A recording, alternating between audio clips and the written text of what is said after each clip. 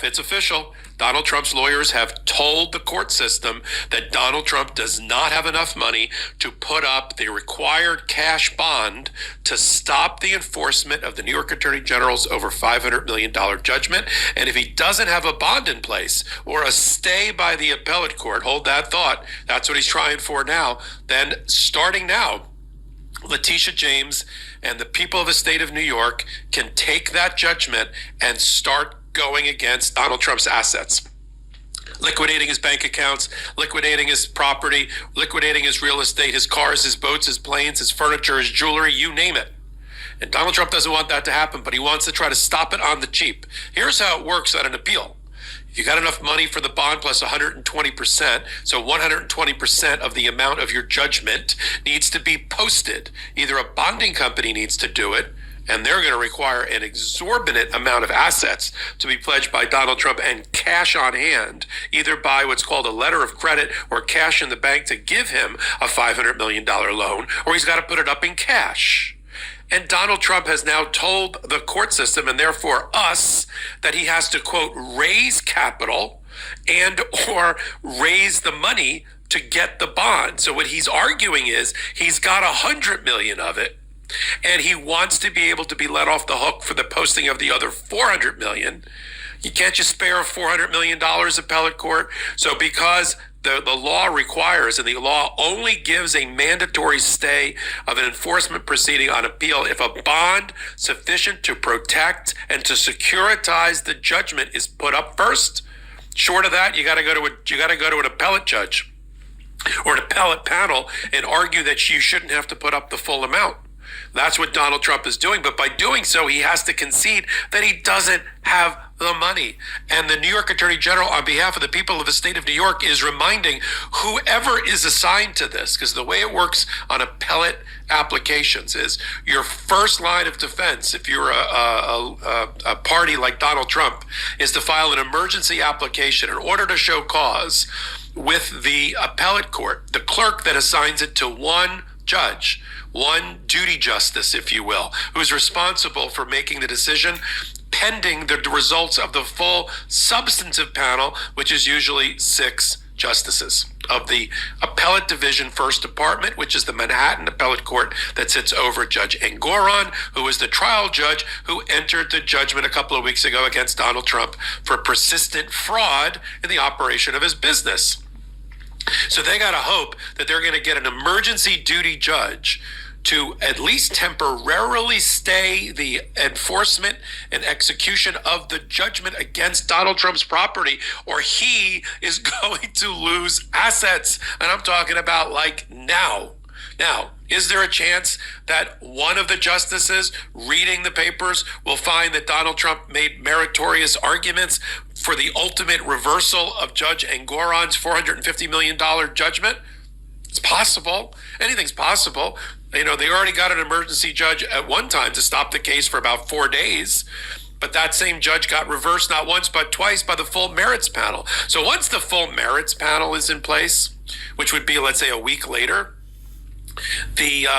it's unlikely that Donald Trump's going to be able to overturn the judgment amount or the bond amount. And in order to do it, he's got to pay to play. He's got to put up enough of the bond amount, enough of the judgment amount, 120% of it, in order to even get heard in appellate court. You know, so somebody wrote, and one of my colleagues, Ben Meiselas, wrote it to us in a chain as we were preparing these hot takes. Somebody wrote on social media, it would be, if you don't post a bond while you're appealing, it's the equivalent of appealing your death penalty sentence while the lethal injection is in your arm. Not going to work.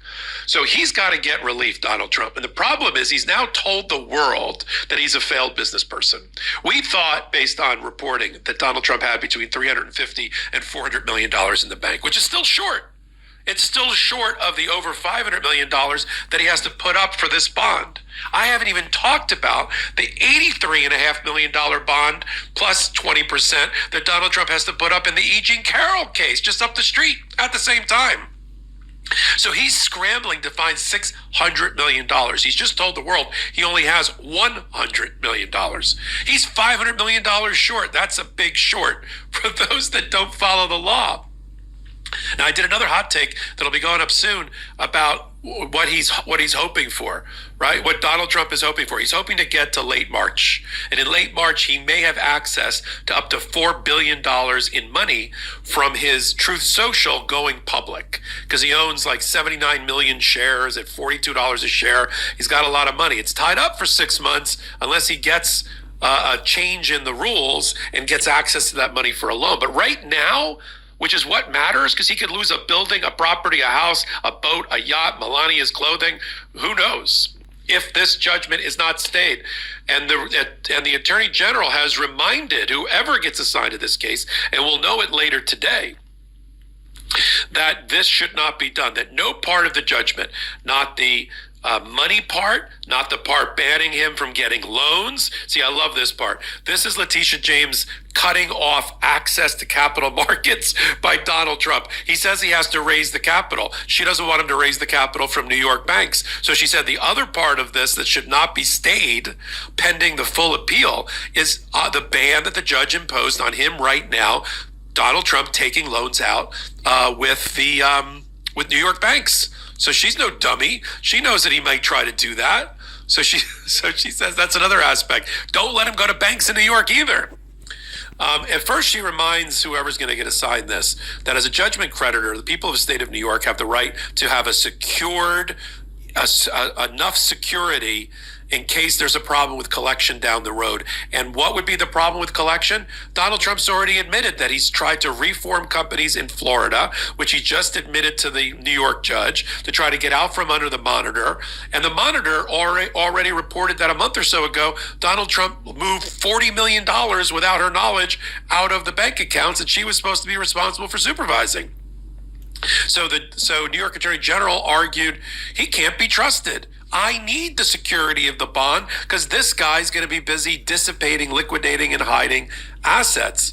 As she said on page 3, contrary to defendant's argument, there is substantial risk that defendants will attempt to evade enforcement of the judgment or make enforcement more difficult following appeal. Even with the independent monitor that they now tout, defendants have already, during this action, surreptitiously transferred $40 million from their accounts without disclosing it, the transfer to the monitor.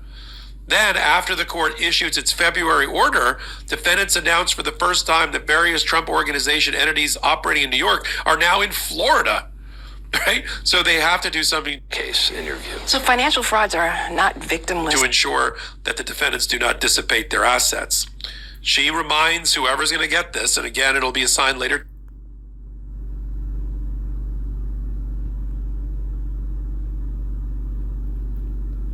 Crimes. He engaged in this massive amount of fraud, and it wasn't just. We're going to turn now to the ABC News exclusive tonight after Donald Trump was fined nearly $355 million in his civil fraud case. Tonight, New York State's Attorney General Letitia James saying she's prepared to seize Donald Trump's assets, including his buildings, if he doesn't pay the money. ABC's Aaron Katersky, one-on-one tonight with the Attorney General. 4 days after a judge ordered Donald Trump to pay $355 million for a decade of fraud, New York Attorney General Letitia James says she's prepared to do everything she can to make sure the former president pays his fine, including, she told us, seizing the buildings that bear his name. If he does not have funds to pay off the judgment, then we will seek, judgment enforcement mechanisms in court, and we will ask the judge to seize his assets. Trump was held liable for exaggerating his wealth and inflating the value of his real estate so banks would give him low-interest loans. Trump insisted the banks liked doing business with him. They said no victim, no one got harmed, the banks got paid back. So no harm, no foul. Why is that not the case in your view? So financial frauds are not victimless crimes. He engaged in this massive amount of fraud, and it wasn't just a simple mistake, a slight oversight. The variations were wildly exaggerated, and the extent of the fraud was staggering. Trump said the penalty against him would drive other businesses out of New York. We'll appeal, we'll be successful, I think, because frankly, if we're not successful, New York State is gone. But the state's attorney general told us she's not worried. And last I checked, tourism is up, and Wall Street is doing just fine. Even with an impending appeal, Trump must either put all $355 million in escrow at the court or post a portion of it as a bond with interest. And David, tonight the Attorney General is telling us she is determined to make Trump pay, even if it means seizing this building or others long in the Trump portfolio. David? Aaron Katursky with the exclusive interview tonight. Aaron, thank you.